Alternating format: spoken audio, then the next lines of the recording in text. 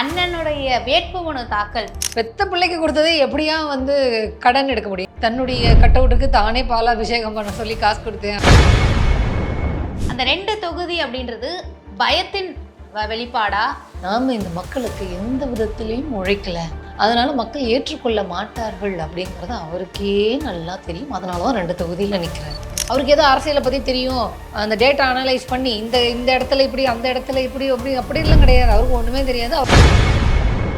Case தட்டுப்பாடுக்கு மத்திய மாநில அரசுகள் தான் காரணம். அவங்களாவது கொஞ்சம் முன்னெச்சரிக்கையோடு இருந்திருக்கலாம், இவங்களாவது போய் கேட்டிருக்கலாம். அவங்க யாரு, இவங்க யாரு? பாஜக அரசுன்னு சொல்கிறதுக்கு கூட உனக்கு தைரியம் இல்லை. தைரியம் இல்லாதவங்களாம் எதுக்கு அரசியலுக்கு வரோம்? விஜய் போய் பார்த்தாருன்னா ஹாஸ்பிட்டல் போய் பார்க்கல, வீட்டில் போய் பார்க்கல.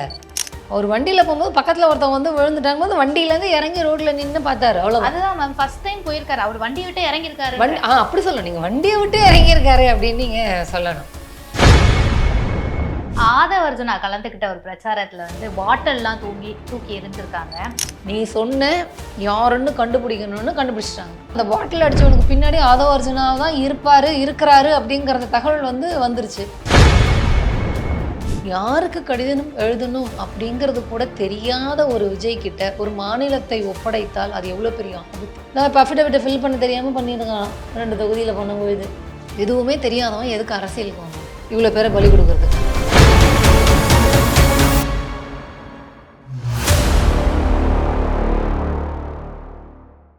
வாய்ஸ் ஆஃப் புதுமை பெண் நேயர்களுக்கு வணக்கம். வணக்கம் மேம். வணக்கம் மேம். அரசியல் களம், தேர்தல் களம் அப்படின்றது பரபரப்பாக இருக்குது.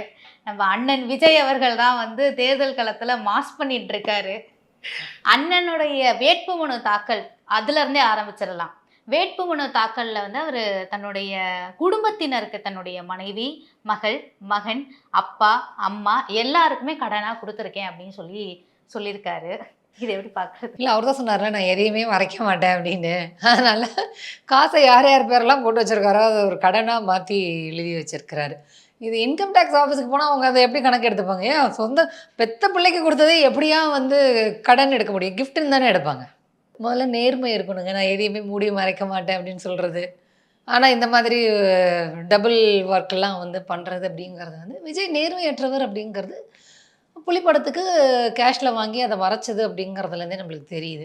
அதன் பிறகு செலவை வந்து தன்னுடைய கட்டவுட்டுக்கு தானே பாலாபிஷேகம் பண்ண சொல்லி காசு கொடுத்தேன் அப்படின்னு சொல்கிறது.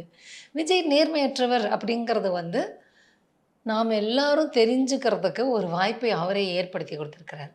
அதனால தான் பார்த்திங்கன்னா இந்த அஃபிடவிட்டில் வந்து கேஸை பற்றின டீட்டெயில்ஸை வேறு மாதிரி கொடுக்கறது, காசை எப்படி செலவு பண்ணினேன் அப்படிங்கிறதுக்கு பொண்ணுக்கு கொடுத்தேன், பிள்ளைக்கு கொடுத்தேன், பொண்டாட்டிக்கு கடன் கொடுத்துருக்கேன், அப்பா அம்மாவுக்கு கடன் கொடுத்துருக்கேன், இப்படியெல்லாம் எழுதுறது. அப்புறம் பினாமி பேரில் அவருடைய டிரைவர் பேர்லலாம் வந்து கம்பெனி வச்சுருக்கிறது அப்படிங்கிறதெல்லாம் இருக்குது. அப்போது அரசியலுக்கு வருவதற்கு குறைந்தபட்ச நேர்மை இருக்கணும். அது தூய அரசியல் அப்படின்லாம் சொல்லிட்டு இருந்தார். அந்த சொல்லை பயன்படுத்துவதற்கு விஜய்க்கு தகுதியே கிடையாது அப்படிங்கிறதான் அவர் கையெழுத்து போட்டிருக்கிற அந்த எலெக்ஷனுக்கு சப்மிட் பண்ண அந்த அஃபிடவிட்லேயே நம்மளுக்கு தெரியுது. இது நீங்கள் என்ன சொன்னாலும் அவங்க ரசிகர்களுக்கு ஏற்றுக்க போகிறதில்ல. எங்கள் அண்ணன் என்ன வேணால் பண்ணுவாரியா, உங்களுக்கு என்னையா வந்துச்சு, ஊர் உலகத்தில் பண்ணாததா எங்கள் அண்ணன் பண்ணிவிட்டாரு, சரிம்மா தூய அரசியல் தரேன்னு சொன்னாரேம்மா, இப்படியெல்லாம் பண்ணியிருக்கக்கூடாது அப்படின்னா அவங்ககிட்ட அதுக்கு பதில் இருக்கார். ஸோ குறைந்தபட்ச நேர்மை அப்படின்னதே இல்லாதவர் தான் விஜய். அதனால் இதில் எனக்கு எந்த ஆச்சரியமும் அதிர்ச்சியும்லாம் கிடையாது. இன்னும் விஜய் மோசமானவர் அப்படிங்கிறதான் உண்மை. காலம் வந்து காட்டி கொடுக்கும். விஜய் அவர்கள் வந்து 2 தொகுதியில் நிற்கிறாரு. அந்த 2 தொகுதி அப்படின்றது பயத்தின் வெளிப்பாடா, இல்லை 2துலேயுமே நம்ம ஜெயிச்சிருவோம் அப்படின்ற ஒரு ஆட்டிடியூடா? இல்லை, அது வந்து அரசியலுக்கு புதியவர்.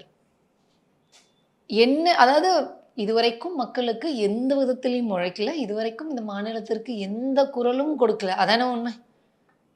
அப்புறம் எப்படி நம்ம ஓட்டி போடுவாங்க? அப்போ யாராவது சொல்லியிருப்பாங்களே, கண்டிப்பாக வந்து உனக்கு ஓட்டு, கண்டிப்பாக விஜய் ஒரு தொகுதியில் கூட ஜெயிப்பதற்கு வாய்ப்பே கிடையாது. ஒரு தொகுதியில் ஜெயிப்பதற்கு கூட வாய்ப்பு கிடையாது. அப்போ ஒரு கேள்வி வரும்ல, நீ எதற்காகவுமே எதுவுமே இல்லாமல் 2 வருஷத்துக்கு முன்னாடி கட்சி ஆரம்பிச்சுக்கிட்டு என்னை ஓட்டு போட்டு முதலமைச்சர் ஆக்கிடுங்க, ஏன் ஒன்று முதலமைச்சர் ஆக்கணும்? 30 வருஷம் என் படத்தை வந்து அதிகமாக காசு கொடுத்து பார்த்தீங்களே, அதுக்கு எனக்கு நீங்கள் வந்து பார்த்ததுக்கு தண்டனையா நீங்களே என்னை முதலமைச்சர் ஆக்கிடுங்க அப்படின்னு சொல்கிறதா இருக்குது.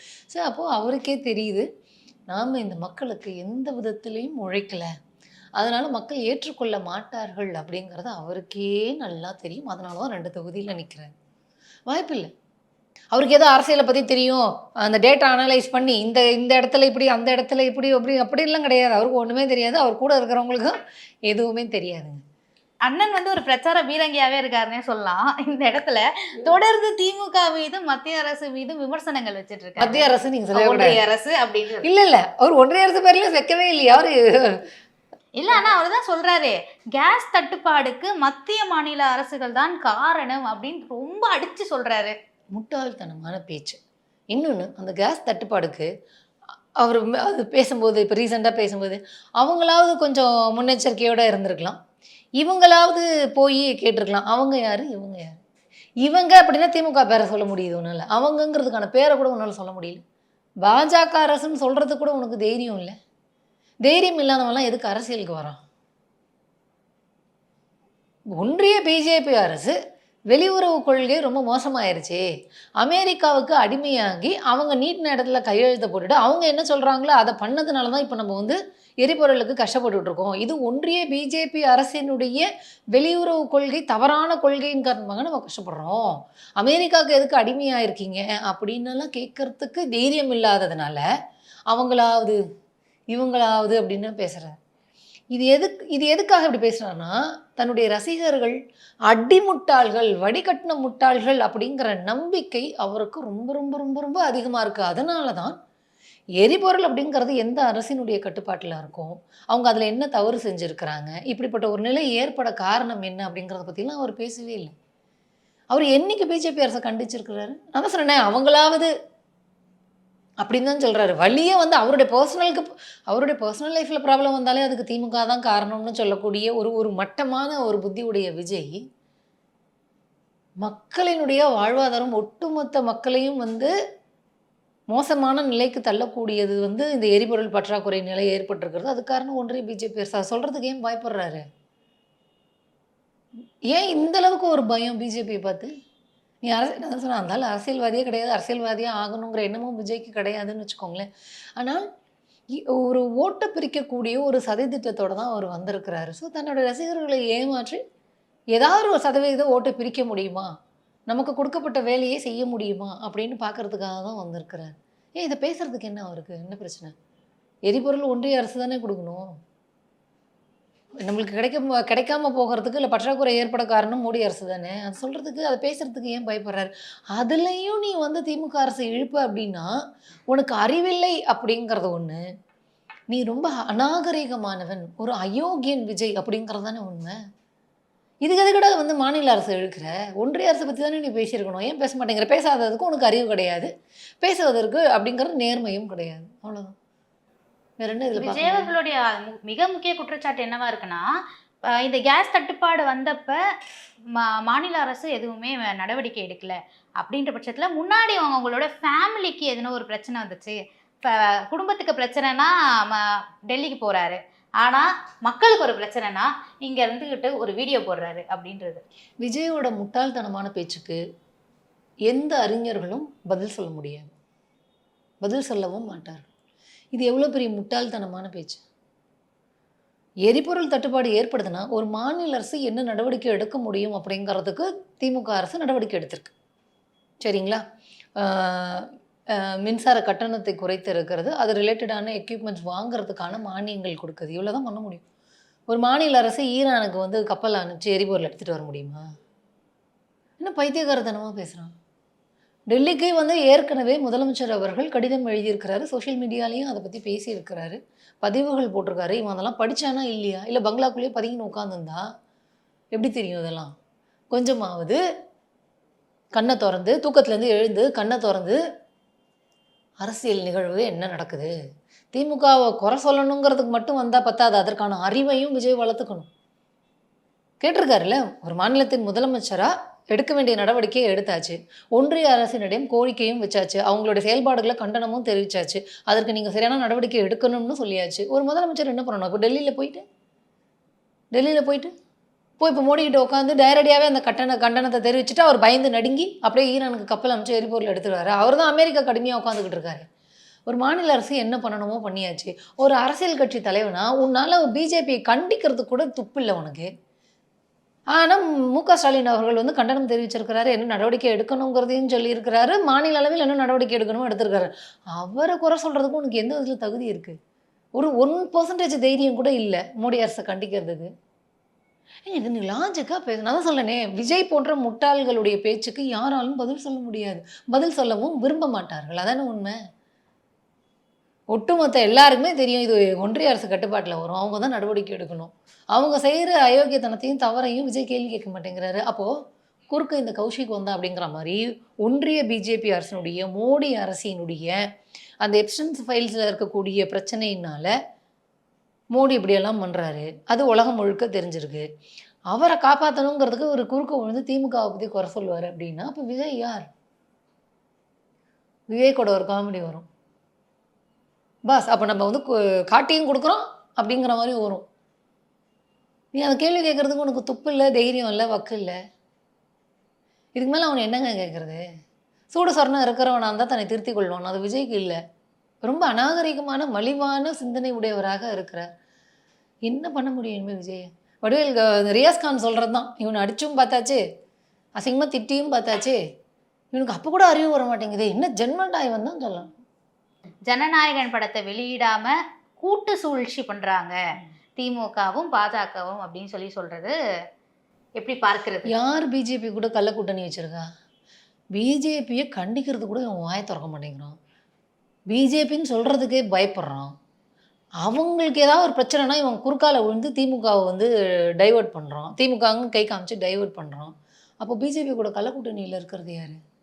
விஜய் தானே. உன்னுடைய ஜனநாயகம் படம் வரலன்னா பிஜேபியை நீ டைரெக்டாக கேள்வி கேட்கணும். அதுக்கு உனக்கு தைரியம் இல்லை, துப்பு இல்லை. அதுக்கும் நீ திமுகவை வந்து கையை காட்டுற. அப்போ பிஜேபியோட கள்ள கூட்டணியில் இருக்கிறது யார்? நீ தானே. சிறுபான்மையில் இருக்க அந்த அளவுக்கு பிரச்சனை பிஜேபியால் வருது. அவங்கள நீ கேள்வி கேட்டியா? அவங்கள நீ கண்டிச்சியா? கண்டனம் தெரிவிச்சியா? அதை நீ கேட்கல. அப்போ நீ யார் கூட கள்ள கூட்டணியில் இருக்க? பிஜேபி கூட தானே கள்ள கூட்டணியில் இருக்கிற. தேர்தல் நடைமுறையே வந்து இந்த ஜனநாயக நடைமுறையை பாழ்படுத்துறதுக்கு பிஜேபி எல்லா வேலையும் செய்யுது. தமிழர்களை அவ்வளோ இழிவாக பேசிச்சு. தமிழ்நாட்டுக்கு அந்த அளவிற்கு ஓர வஞ்சனையும் வஞ்சனையும் பண்ணிக்கிட்டு இருக்குது. அதையெல்லாம் வந்து விஜய் கேட்கவே மாட்டேங்கிறாரு. அப்போது பிஜேபியை காப்பாற்றுவதற்காக தேவையே இல்லாத விஷயத்துலலாம் திமுக மேலே நீ குறை சொல்லு அப்படின்னா பிஜேபியோட கள்ளக்கூட்டணியில் இருப்பது விஜய் தானே. அவன் கள்ளக்கூட்டணியில் இருக்கிறதுனால யாரை பார்த்தாலும் கள்ளக்கூட்டணியில் இருக்கிற மாதிரியே அவனுக்கு தெரியுது. ஆதவ அர்ஜுனா அவர்கள் திருச்சி பிரச்சாரம் வந்த போறப்ப ஒரு ஆக்சிடென்ட் பண்ணியிருக்காரு. அந்த ஆக்சிடென்ட் அப்படின்றது பாதுகாப்பு படையில இருந்த ஒருடைய காலே வந்து முறிவு ஏற்பட்டிருக்கு. ஆனா அதுக்கு முன்னாடி 2 நாளுக்கு முன்னாடி தான் விஜய் அவர்கள் வேன்ல போறப்ப பின்னாடி வந்து ஒரு இளைஞர் அடிபட்டாரு. போய் பார்த்தாங்க, எல்லாம் பண்ணாரு. விஜய் அவர்கள் ஃபர்ஸ்ட் டைம் ஒருத்தர் அடிபட்ட இடத்துல போயிட்டு அவரை பார்த்துருக்காரு. இப்படி எலெக்ஷன் நெருக்கத்தால இவங்க இந்த மாதிரி ஒரு டிராமாவை பண்ணிட்டு இருக்க சூழல்ல 41 உயிர் கரூர்ல போச்சு. அதுக்கான பதில் சொல்லாம இப்ப தேர்தலுக்காக இது பண்றது இவங்களுக்கு கை கொடுக்குமா தாவேகாவுக்கு? விஜய் போய் பார்த்தாருன்னா ஹாஸ்பிட்டல் போய் பார்க்கல, வீட்டில் போய் பார்க்கல. அவர் வண்டியில் போகும்போது பக்கத்தில் ஒருத்தவங்க வந்து விழுந்துட்டாங்க போது வண்டியிலேருந்து இறங்கி ரோட்ல நின்று பார்த்தாரு. அவ்வளோ அதுதான் மேம், ஃபர்ஸ்ட் டைம் போயிருக்காரு. அவர் வண்டியை விட்டு இறங்கியிருக்காரு. அப்படி சொல்லணும். நீங்கள் வண்டியை விட்டு இறங்கியிருக்காரு அப்படின்னு நீங்கள் சொல்லணும். ஏன்னா 41 பேர் இறந்ததுக்கே அவங்க எல்லாம் என்கிட்ட வந்து என்னப்போ வந்து பார்த்து துக்கத்தை கேட்டுட்டு போங்க, வாங்கிக்கிட்டு போங்க அப்படின்னு சொன்ன மாதிரி தான். அப்போது இது வந்து பெரிய ஒரு டேமேஜை வந்து விஜய்க்கு பண்ணியிருக்கு. விஜய் இந்த அளவுக்கு ஒரு குரூர சிந்தனை உடையவன், ஈவு இறக்கம் இல்லாதவன் அப்படிங்கிறது வந்து அம்பலப்பட்டு போயிருக்கு இல்லையா? அதை வண்டியிலேருந்து இறங்கி விசாரிப்பதன் மூலமாக பேட்ச் ஒர்க் பண்ணிட முடியும்னு விஜய் நினைக்கிறார். ஆனால் அதற்கு வாய்ப்பே கிடையாது.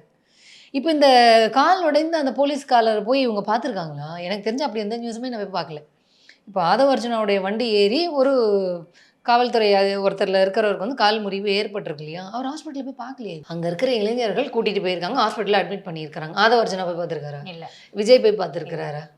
19 நாள் இவங்க கட்சியை சேர்ந்த ஒரு பையன், காலேஜ் பையன் 19 நாள் ஹாஸ்பிட்டலில் சீரியஸாக இருந்தான். அப்போ யாருமே அவங்க போய் பார்க்கல. விஜய் ஏதோ வண்டியை விட்டு இறங்கி ரோட்டில் போய் ஒருத்தரை பார்த்துட்டாரு அப்படின்னு நீங்கள் வந்து எல்லாம் பேசுறது அப்படிங்கிறது வந்து இல்லை, அது ஒரு பொலிட்டிக்கல் ஸ்டண்ட் தானே. இல்லையே, நான் தான் சொல்கிறேன். 19 நாள் ஒரு பையன் சீரியஸாக இருந்தால் நீ போய் பார்க்கல. உங்கள் கூட்டத்தில் ஒரு காவல்துறை அதிகாரிக்கு வந்து அந்த மாதிரி ஆயிருக்கு, நீங்கள் போய் பார்க்கல. 41 பேரோட வீட்டுக்கும் நீ போய் பார்க்கல. அடிப்பட்டவங்களையும் நீ போய் பார்க்கல. அப்போ வண்டியை விட்டு இறங்கி ஒருத்தர போய் என்னாச்சுங்க அப்படின்னு கேட்டா இந்த மக்கள் நம்பிடுவாங்க நீ நல்லவன்னு நீ நினைக்கிறன்னா நீ எந்த அளவிற்கு ஒரு மோசமான மனநிலை உடைய ஒரு ஆளு. இதெல்லாம் நம்புவாங்களா மக்கள்? இப்போ என்னன்னா இது எல்லாமே வந்து விஜய்க்கு வந்து எல்லா மக்களுமே கேள்வி கேட்கறது என்ன தெரியுமா? உன்னை பார்க்க வந்தவங்க கூட்டத்தில் என்ன செஞ்சு இறந்து போனாங்க, நீ ஏன் அவங்கள போய் பார்க்கல? உன்னுடைய நிர்வாகிகள், பொறுப்பாளர்கள், அந்த ஊர் மாவட்ட செயலாளர்கள் ஏன் அவங்க வீட்டுக்கு போய் பார்க்கல? ஆனால் அதற்கு மாறா நீங்கள் என்ன பண்ணீங்க? தார்மீக பொறுப்பு ஏற்றுக்காம பழிய தூக்கி இன்னொரு கட்சி மேலே போட முடியுமான்னு தானே பார்த்தீங்க. உச்சநீதிமன்றம் வரைக்கும் போய் தப்பாக ஒரு ட்ராமா, அதாவது என்னென்னா அந்த வழக்குக்கே தொடர்பு இல்லாத அந்த குழந்தைங்களை விட்டுட்டு ஓடி போன ஒருத்தனையெல்லாம் அவங்க அப்பனையெல்லாம் வச்சு நீங்கள் வந்து கேஸ் போட வச்சுங்க சுப்ரீம் கோர்ட்டில். அப்போது எந்த அளவிற்கு உங்களுக்கு நீங்கள் எந்த அளவுக்கு ஒரு மோசமான கும்பல். இந்த மாதிரி எதுக்குமே போகாதவன் அவனுடைய பர்சனல் ப்ராப்ளத்துக்கு கூட திமுகவை இழுக்கிறது, உன்னை பார்க்க வந்தவங்க நசுங்கி செத்து போடும்போது அதுக்கும் திமுகவை இழுக்கிறது, உன்னுடைய ரசிகர்கள் அறிவே இல்லாமல் தாண்டோண்டித்தனமாக தற்குறித்தனமாக ரொம்ப அநாகரிகமாக ஆபாசமாக பேசுகிறாங்க, அதையும் நீ கண்டிக்கல. உன்னுடைய ரசிகர்களால் மக்களுக்கு வந்து இடையூறு தான் ஏற்படுது, அதையும் நீ தடுக்கலை. நீ அவதூறு அநாகரிக அரசியல் பண்ணிக்கிட்டு இருக்கிற, உங்ககிட்ட எந்த நேர்மையும் கிடையாது அப்படிங்கிறதெல்லாம் ரொம்ப ரொம்ப ரொம்ப அம்பலப்பட்டு போயிடுச்சுங்க. அதாவது ரசிகர்களை தாண்டி அவர் வந்து இந்த ஒட்டுமொத்த மக்களினுடைய ஆதரவும் தேவைன்னு அவர் நினைக்கவே இல்லை. ரசிகர்களை தாண்டி ஏதோ சில ஒரு டெசிமல்ஸில் இருக்கக்கூடிய ஒரு சப்போர்ட் அவருக்கு இருந்ததான்னு கேட்டால் இருந்தது. ஆனால் விஜயே தன்னுடைய செயல்பாடுகள் மூலயமாக அதையும் கெடுத்துக்கிட்டார். அந்த டேமேஜ் கண்ட்ரோல் பண்ணுறதுக்காக வண்டியிலேருந்து இறங்கி என்னங்க ஆச்சு அப்படின்னு கேட்டால் சரியாயிடும்னு நினைக்கிறாரு. இப்போ நீ வண்டியை விட்டு இறங்கி என்னங்க ஆச்சு அப்படின்னு நீ கேட்குறேன்னா அப்போ 41 பேருக்கு என்ன பதில்? 19 நாள் ஒரு பையன் சீரியஸாக இருந்தது போனானே அந்த பையனுக்கு என்ன பதில்? நிறைய பேர் அடிபட்டிருக்காங்களா, அதுக்கு என்ன பதில்? நீ கூட்டம் நடத்திய பகுதிகளெலாம் வந்து சிறு குறு தொழிலாளர்கள் மிகவும் பாதிக்கப்பட்டு வாழ்வாதாரம் பாதிக்கப்பட்டிருந்தாங்களா, அவங்களுக்கு என்ன பதில்? உன் கட்சியை உன்னுடைய ரசிகர்கள் பெண்கள் இந்த அளவுக்கு அநாகரிகமாக பேசி இந்த சமூகத்தில் ஒரு மிகப்பெரும் அவப்பெயரை பெற்றிருக்கிறாங்களே, அதுக்கு என்ன பதில்? இது எதுக்குமே பதில் சொல்ல துப்பு இல்லாதவன் வண்டியை விட்டு இறங்கி பார்த்து ஒரு நலம் விசாரிச்சுட்டான் அப்படின்னு மக்கள் நம்பிடுவாங்களா? நான் அதை தான் சொல்ல வரேன். இவன் விஜய் வந்து நேர்மையற்றவன். இந்த மக்களை எந்த அளவிற்கு முட்டாள்கள்னு அவன் நினச்சிக்கிட்டு இருக்கான்னா இவ்வளோ தைரியமாக பேசுவான் அவன். இந்த எலெக்ஷன் அவனுக்கு ஒரு பாடம் சொல்லி கொடுக்கும், அவ்வளோதான், வேற ஒன்றும் இல்லை. மேம், ஆதவர்ஜுனா கலந்துக்கிட்ட ஒரு பிரச்சாரத்தில் வந்து பாட்டில்லாம் தூக்கி எரிஞ்சிருக்காங்க. இது வந்து திமுக தான் பண்ணுச்சு அப்படின்னு சொல்லி அவர் வீடியோ ப்ரூஃபோட காட்டுறாரு. என்ன ப்ரூஃப்? திமுக அது மேடையிலே காட்டுறாரு, பாருங்க திமுகவை சேர்ந்த இளைஞர்கள் தான் வந்து பாட்டிலை தூக்கி எறியறாங்க அப்படின்ட்டு. நான் அதாங்க சொல்ல வரேன், இந்த பைத்தியம் பிடிச்சி அலையிறாங்க தாவேகா. எங்கன்னு பரத்தில் வந்து இது சொல்கிற மாதிரி காதல் படத்தில் இவங்க திமுக திமுக திமுக திமுக திமுகனே சொல்லிட்டு இருக்காங்க. நான் சொல்கிறேன், உன்னை பார்க்க வந்தவங்க செத்து போனது திமுக காரணமா? உன்னை பார்க்க வந்தது 19 நாள் சீரியஸ் தான், அதுக்கு திமுக காரணமா? உன் கட்சி பொண்ணுங்க வந்து நான் விஜயை வந்து இப்படி வச்சுப்பேன் அப்படி வச்சுப்பேன், அப்படி கூட இருப்போம் இப்படி கொடுப்போம் இப்படியும் இருப்போம் அப்படின்னு சொல்கிறதுக்கு காரணம் திமுகவா? நீ சொன்ன யாருன்னு கண்டுபிடிக்கணும்னு கண்டுபிடிச்சிட்டாங்க. அதுக்கு நீ தான் உடந்து அந்த பாட்டில் அடித்தவனுக்கு பின்னாடி ஆதவர்ஜுனா தான் இருக்கிறாரு அப்படிங்கிறத தகவல் வந்துருச்சு. அப்புறம் அப்போது ஒரு வெறுப்பு அரசியலை விதைத்து ஓட்டு பொறுக்குவதற்காக இவர்கள் தங்களுடைய சொந்த கட்சி தொண்டர்கள் சொல்லக்கூடாது, ரசிகர்கள் தான் சொல்லணும், இருந்தாலும் புரிதலுக்காக தாவேகா விஜய் கட்சி ஓட்டு பொறுக்குவதற்காக அவதூறு அரசியலை கையில் எடுத்து தன்னுடைய ரசிகர்களே தன்னுடைய கட்சிக்காரர்களே பலி கொடுத்து அதில் ஓட்டு பொறுக்கணும்னு என்ன வச்சுருக்காங்கன்னா இவர்கள் யார்? பிணம் திண்ணிகள்னு சொன்னால் தப்பு இல்லையே. 41 பேர் உயிர் பறி கொடுத்தவனும் நீ ஓடி போயிட்ட. இப்போ நீ வந்து அந்த கூட்டத்தை, அதாவது நீ வந்து சரியாக அந்த கூட்டத்தை பராமரிச்சிருந்தானா இந்த உயிர் பலி ஏற்பட்டிருக்காது. ஆனால் இப்போ வரைக்கும் நீ அதை தான் பண்ணிக்கிட்டு இருக்கிற. உன் வண்டி பின்னாடி தொத்திக்கிட்டு வர்றதை நீ வந்து தடுக்கலை. நீ ஏன் ஒரு பாதுகாப்பு குழு அமைப்பேன்னு சொன்ன அமைக்கலை? ஏங்க அமைக்கலை? தாவேகா சார்பில் கூட்டத்தை ஒழுங்குபடுத்துவதற்கு எக்ஸ்பீரியன்ஸ்டான ஹேண்டில்ஸை வச்சு நாங்கள் ஒரு குழு அமைப்போம், அதன் மூலமாக நாங்கள் கூட்டத்தை வந்து நாங்கள் வந்து ஒழுங்குபடுத்திப்போம் அப்படின்னு நீ சொன்னல, ஏன் பண்ணல? அதை நீ பண்ணாதனால உயிர் போய்கிட்டே இருக்குல்ல. அப்போ இவங்க என்ன நினைக்கிறாங்கன்னா மாஸ் காட்டுறேன் அப்படின்னு சொல்லிட்டு தன்னுடைய சொந்த ரசிகர்களையே பலி கொடுத்து அதில் ஓட்டு பொறுக்க முடியுமான்னு நினைக்கக்கூடிய கும்பலை நீங்கள் என்ன பண்ணுவீங்க? சரி, இப்போ பாட்டில் அடிச்சதுக்கு பின்னாடி ஆதவர்ஜுனா இருக்கிறாரு அப்படிங்கிறத வந்து தெரிய வருதுல்ல. அப்போ நீங்கள் எந்த அளவுக்கு ஒரு குரூர ஒரு பொணந்தின்னீங்களா இருக்கிறீங்க. ஆதவர்ஜுனா பொணந்தின்னி தான் போல இருக்குது. அது எப்படிங்க அது?